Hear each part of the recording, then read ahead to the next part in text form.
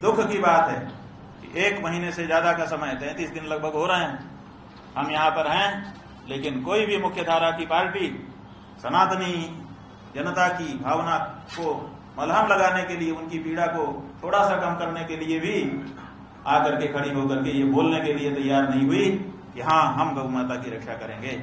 उसमें भारतीय जनता पार्टी भी सम्मिलित है।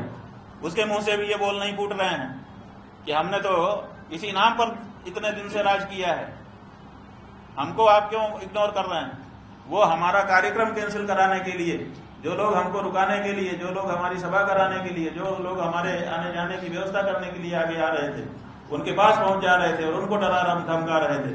लगभग सबने हमको बताया कि हमारे ऊपर बहुत दबाव है। कई लोगों ने तो कार्यक्रम कैंसिल करके हमारे चरणों में क्षमा मांगी कि हमारे ऊपर बहुत दबाव है, हम क्या करें। तो ये रास्ता तो वो अपना रहे थे, लेकिन वो रास्ता नहीं अपना रहे थे जिससे हम खुद उनको आशीर्वाद देने के लिए मजबूर हो जाए।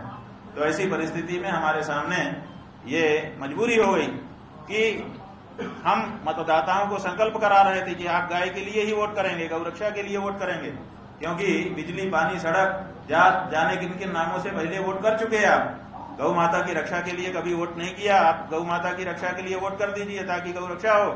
तो सब लोग तैयार हो रहे थे, संकल्पित हो रहे थे।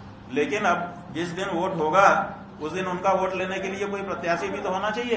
जब कोई पार्टी आई ही नहीं तो हमारे सामने ये मजबूरी हो गई कि बिहार के जितने भी विधानसभा क्षेत्र हैं, हर विधानसभा क्षेत्र में हम एक एक प्रत्याशी गौ प्रत्याशी के रूप में खड़ा करें, ताकि जो लोग गौ माता के लिए वोट देना चाहते हैं वो लोग उस प्रत्याशी को अपना वोट दे करके गौ रक्षा का पुण्य प्राप्त कर सकें।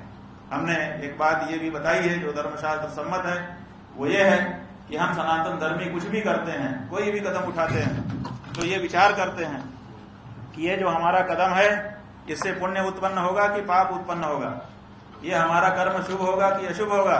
क्योंकि शुभ होगा तो हमको शुभ फल मिलेगा, अशुभ होगा तो हमको अशुभ फल मिलेगा। पुण्य होगा तो स्वर्ग मिलेगा, पाप होगा तो नरक मिलेगा। तो हम वोट देने जा रहे हैं, तो वोट देने से क्या होगा, पुण्य पैदा होगा कि पाप पैदा होगा। तो शास्त्रों में ये लिखा हुआ है कि दान देने से नहीं होता है, सत्पात्र को दिया कि कुपात्र को दिया उससे फल का अनुमान होता है। तो अगर हम सत्पात्र को वोट देंगे तो हमको पुण्य मिलेगा, अगर हम कुपात्र को वोट देंगे तो हमको पाप मिलेगा। अगर हम किसी ऐसे प्रत्याशी को वोट देंगे जो गौ रक्षा के लिए शपथ पूर्वक घोषणा करके खड़ा है तो हमको मतदान करने से पुण्य मिलेगा।